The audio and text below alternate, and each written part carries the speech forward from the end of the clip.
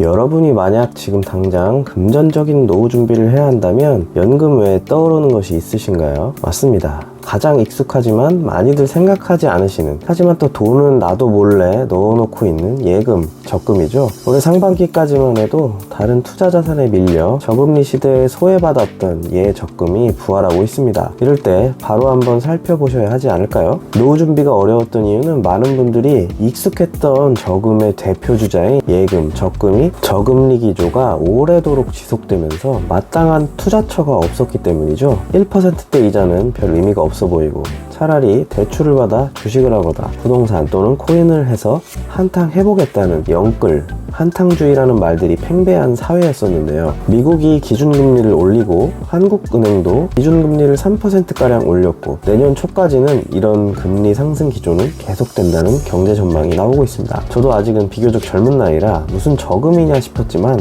이럴 때 비교적 쉬운 노후 준비 상품 중 하나인 적금에 어느 정도는 가입해 볼 필요가 있을 것 같습니다. 지금 당장 여유 자금이 있으신 분들이라면 고민하지 않고 시작하실 수 있겠습니다. 자금이 없더라도 내년 초까지는 계속되는 금리 상승 전망이 나오고 있으니 너무 조바심 내지는 말고 일단 가볍게 여유 자금을 은행 쪽으로 옮겨보는 것도 좋을 것 같습니다. 부정적인 경제 전망이 많이 나오면서 아마 많은 큰 자금들이 부동산, 주식, 채권, 코인 등 위험 자산에서 비교적 안전하고 고금리인 예금, 적금 쪽으로 이미 많이 흘러가고 있습니다. 예전 금융위기 시절, IMF 시절에는 20%대 예금 채권도 있었다고 하는데요. 사실 연 20% 이자면 단순 계산해도 1억이면 월 160만원, 1000만원이어도 월 16만원 정도의 연금 소득과 비교할 수 있을 정도로 상당히 좋은 노후 준비 자산 중에 하나입니다. 물론 요즘은 기간 한정 가입에 우대율을 적용하거나 해야 13%까지 특정 조건이나 당첨되어야 주긴 하지만요. 하지만 첫째로 자금 여유가 있으신 분들은 당연히 이런 예금, 적금 쪽으로 움직이고 계실 것이지만 둘째로 아직 저금리 관성에 익숙하신 분들이나 특별히 큰 자금이 없으신 분들은 이번 고금리 시대를 경험해 보면서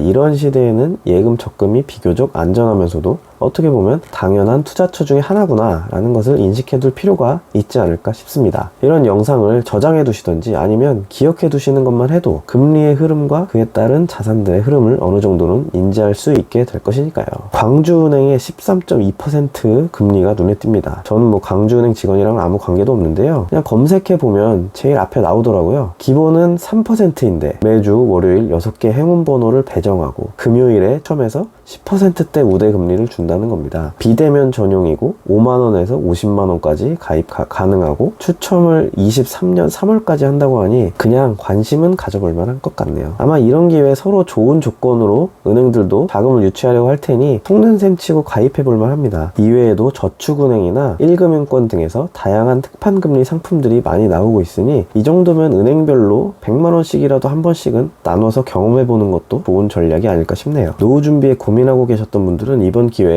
우선 한번 당장 계좌라도 개설해 보시길 바라고요. 더 나아가 최근에 한국은행 기준금리 흐름과 또 부동산 가격 추이, 주식시장 지수의 상관관계를 잘 한번 더 관찰해 보시는 것도 좋을 것 같습니다. 요즘은 스마트폰으로도 다양한 은행에 쉽게 가입할 수 있고 주거래 은행이나 본인 상황 맞게 주변 은행에 직접 방문해 보셔도 좋을 것 같아요. 저축은행도 예금자 보호가 되니 처음 해보시는 분들이라면 일정 금액은 한번 고금리 예금에 넣어보시는 것도 좋을 것 같습니다. 네이버에 은행금리라고만 쳐도 다양한 은행들의 상품들이 나오고 있고요. 관심을 가지고 천천히 한번 살펴보셨으면 좋겠습니다. 다음에 더 좋은 영상으로 또 찾아오겠습니다. 오늘도 좋은 하루 보내세요. 감사합니다.